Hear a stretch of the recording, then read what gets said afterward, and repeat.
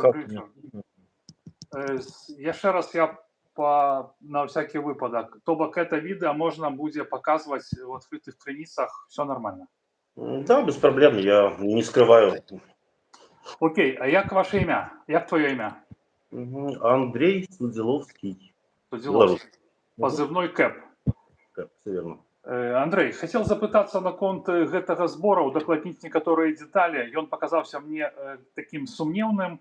Вось, таму што у працэсе свайго запыта я даведаўся, што гэтаму збору на пару дзён менш, чым падзеям ва ўкраіне, калі началася вайна. То бок яго адкрылі ў лютым 22 года гэты збор. Ну, я так выпадкова звярнуў увагу, і гэта ваш падроздзел на фатаграфіі. Совершенно верно. Это бойцы бригады Бугуна, белорусы. К слову, я про этот сбор только сегодня от Гены узнал, но я как бы ситуацию не мониторил, не занимался вопросами, кто, кому как донатят, откуда деньги идут, какая допомога. Вот, поэтому, ну, когда я сегодня увидел эти цифры, немного, чуть-чуть был удивлен. Чуть-чуть в кавычках. Вот, і вы бачыце, ён амаль поўны. Я, на жаль, не магу сказаць, то бок, может, ён і раней быў, но просто справа ў тым, што ўсе зборы у Байсола, яны не адзначаны датай, калі яны створаны. То бок, там есть такія зборы, до конца збора засталося, ну, напрыклад, там 30 дзён, 50 дзён. На гэтым зборы нічога не указана. Ну, тады мне просто цікава, ці, ну, наколькі я разумею, калі там... А вы там ёсць на гэтым здымку? Нет, официально я в бригаде Бугуна присоединился позднее. Это вот первая часть бойцов, которая была оформлена быстро. Вот вторая часть бойцов там уже были через бюрократию задержками. То есть официально я в октябре присоединился к бригаде Бугуна. А гэты снимак лета, правильно? Да. А скажи, калі ласка, Андрей, штосьці на працягу, ну, збор-то ідзе 3 гады, колькі ідзе вайна, вы атрымоўвалі нейкую фінансавую дапамогу? Таму што там кажуць, што нейкія грошы былі патрачаны, і у іх ёсць справаздачы ў соцсетках, я іх яшчэ не знайшоў. Ну смотри, если уже написал в телеге, конкретно, я не знаю, это конкретно сборы пересекаются, может быть это отдельно, потому что я знаю, был такой Кирилл Прага Якубович, он с Сахачиком сотрудничал, и там была помощь именно военная амуниция, ну то есть на нас там частично собрали, одели пару штанов, пару курток в таком плане, бронежилет и каска, но я не уверен, что это именно с этого сбора было. Вот. Откуда ноги растут, не знаю. Конкретно еще финансовая помощь. Я лично получил $250. Это был октябрь месяц. Но опять-таки это была не персональная помощь мне лично, а потому что эти деньги в течение последующих 2 недель ушли просто на соляру. Вот. От кого эти деньги, соответственно, я тоже не знаю. Я только знаю людей, которые мне их передали. Но имена я не могу озвучить, потому что они не... Нет, мне гэта, ну, мне не патрэбна, это ж ваши как бы справы, павінна быць бяспека, вы лічыце себя ў бяспецы, гэта добра. Ну, а як вы можете ввогуле тады пракаментаваць гэты збор? Бо, наколькі я разумею, то, што там стаіць здымак вашай часціны вайсковой, то, значыцца, павінен быць збор менавіта на гэтую часціну, так? Я не знаю, как Байсол организовывает, какая вообще у них справоздача, какие контакты, лица контактные, кто организатор и кто посредник в этих сборах. Нет, ну я пытаюсь, Андрей, про тое, што калі, напрыклад, там ваш падроздзел баявы, то, ну, подразумеваецца, што гэта пад іх ідзе збор, ну, под гэты падроздзел, яны ж там стаяць. Фотография, и тем более, если там, я не читал подробности, если там указана бригада Бугуна, то да, я подтверждаю, что там более 20 человек в бригаде Бугуна, бойцов белорусов было.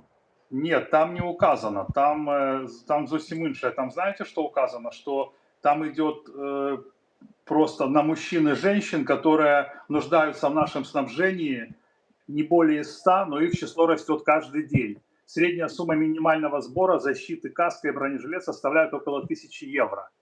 То бок, ну, магчыма, раней і ну, росла колькасць жадаючых біцца. Ну, калі быў полк Каліновскага, там, ну, парадку, калі там і ўвогуле был іншы настрой у грамадстве, ну, тады, можа, так і было. Но тут не указана, што гэта у Ну, я вас понял, да. У описанні не указано, что гэта на ваш полк.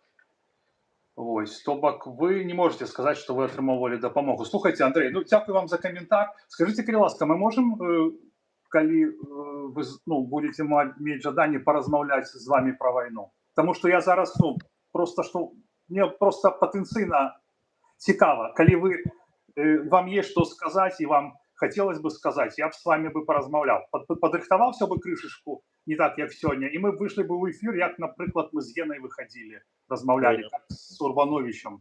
Поговорить не проблема, можно. Единственное, что по времени, я сейчас получалось так, что вот я последний, крайний год это был в ВДК, ну, спецподразделал ГУРМО. Вот. Как раз сегодняшним числом я уволился, и через недельки-полторы я уже буду в новом подразделении. А, так вы опять поедете воевать? Я никуда не поеду, я в Украине остался, и я сейчас нахожусь в Украине. А, понятно. А я подумал, что у вас польский телефон, и что-то подумал, что, понятно, время... Так я остался уже на протяжении нескольких лет. А, понятно, то есть вы воюете дальше, продолжаете воевать? У меня, давайте тогда, может, предысторию. Я в марте 22 года приехал в Украину, и потом подключился к полку «Погоня». Ну, это было просто, можно сказать, бренд с количеством чуть более взвода белорусов. Вот. Потом нас частично стали оформлять, но очень долго, это было лето. То есть меня оформили, я все это время неофициально, были тренировки, выезды, полигоны. В октябре я уже долучился до лав ЗСУ. И в июле 23-го я уволился.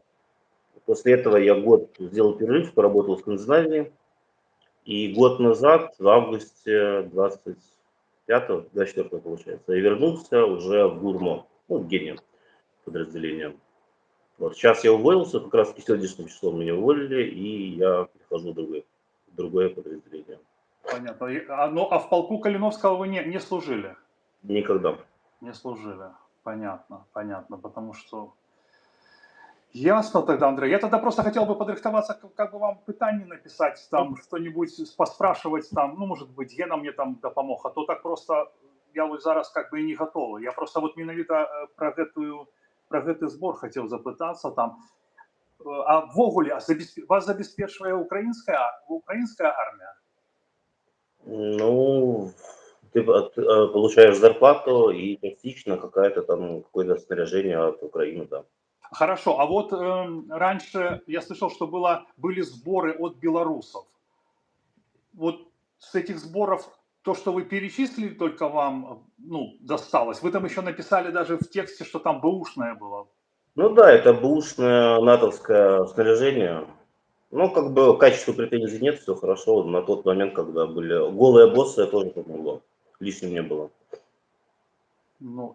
А зараз как идет забеспечение ваше? Вы набываете, я маю под увагой, допомагають вам, нехта, может быть, там некие пераліки идут, там, наприклад, я чув, что, можливо, там офис Тихановской, там нечто, там какие-то, я бачив у пабликах, что пропонували технику взять, там, может, некое узброение, там, то и сёе. Допомагають ввогуле белорусские сборы? Нет. Не помогают, да? То есть то, что есть, это все только либо украинская держава, либо то, что там сами натрофеете и сами себе зробите. Учитывая, сколько лет уже в Украине на войне, то за это время можно было обжиться своим всем. Что можно было за этот час? За это время можно было всем своим обжиться. Я про снаряжение. Понятно. Добре тоді, Андрей. Приємно було з вами познайомитися. То тоді на сувязі будемо, добре? Добре, на зв'язку. Добре. Дякую вам велике за коментар. І я сподіваюся, що у нас отримається розмова з вами у ближайший час. Дякую. Да, добре, дякую, до побачення.